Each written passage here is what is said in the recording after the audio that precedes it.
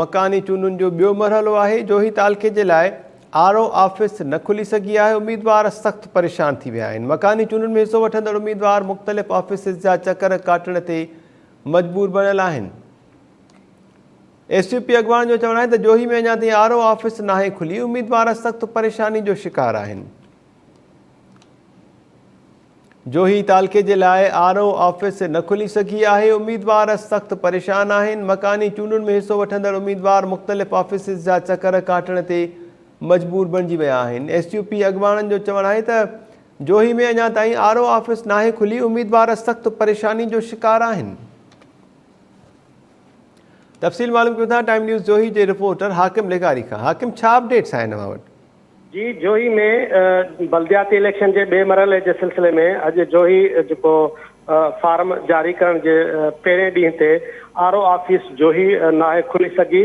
जेको 12 बजे ताईं मुख़्तलिफ़ जेके इलाइक़े जा जोही सां लाॻापियल जेके काछे जा इलाइक़ा आहिनि, मुख़्तलिफ़ यूनियन काउंसिल जा उम्मीदवार उहे सुबुह 9 बजे जोही पहुता ऐं मुख़्तलिफ़ ऑफिसनि रेवेन्यू ऐं सिहत खाते जे ऑफिसनि समेत मुख़्तलिफ़ ऑफिसनि जा चकर काटिया, जिते जेको आरओ ऑफिस ऐं उनजो अमले जो को बि माण्हू मौजूदु न हुयो। जंहिंखां पोइ जोही म्यूनिसिपल कमेटी जा जेके मुख़्तलिफ़ वार्डनि जा उम्मीदवार उहे दादू पहुता ऐं दादू पहुची उन्हनि इलेक्शन कमीशन खे अहिड़ी शिकायत ॾिनी, जॾहिं त एसयूपी अॻवान जेको गुलाम क़दर लगारी ऐं ॿियनि जोही में प्रेस कॉन्फ्रेंस करे इहो इल्ज़ाम हयो त जोही जेको 12 बजे ताईं आरओ ऑफिस जो जेको अमलो आहे उहो न पहुतो, न ऑफिस खुली सघी, जंहिंजे करे हुननि जो इहो चवणु हो त पहिरें ॾींहं ते जेका धांधली शुरू कई वई आहे।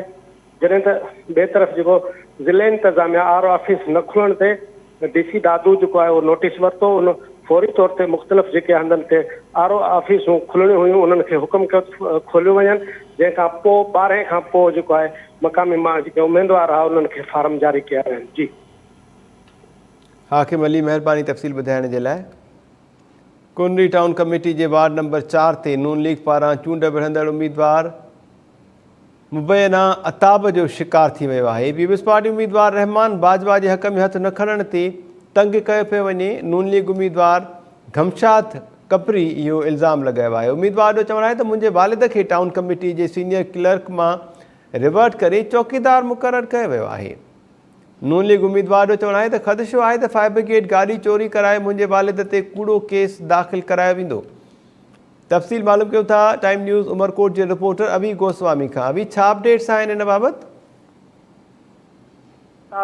कुनरी टाउन कमेटी जे वार्ड नंबर 4 ते बीठल नवाज़ लीग जे जनरल काउंसिल आताब हेठि अची वियो आहे। नवाज़ लीग पारां जनरल काउंसिल जी सीट ते बीठल घमशाद कपरी पीपल्स पार्टी जो उम्मीदवार रहमान बाजवा जे हक़ में हथ न खणण तां जेको सुरण में अची वियो आहे। जॾहिं त घमशाद कपरी जे वालिद शमीम कपरी खे सीनियर क्लर्क मां टाउन कमेटी जे एडमिनिस्ट्रेटर जानज़ेब आराइन फायर ब्रिगेड जी गाॾियुनि खे चौकीदार बणाए छॾियो आहे। अहिड़ो नोटिफिकेशन पिणु जारी कयो वियो आहे। राब्तो करण ते नवाज़ लीग जे उम्मीदवार घमशाद कपरी चयो आहे त मुंहिंजे वालिद शमीम कपरी खे मूं पारां जनरल काउंसिलर जी सीट तां हथ न खणण तां साम्हूं बीठल पीपल्स पार्टी जो उम्मीदवार रहमान बाजवा जेको आहे पंहिंजा असर रसूख इस्तेमालु कंदे क्लार्क मां चौकीदार बणाए छॾियो।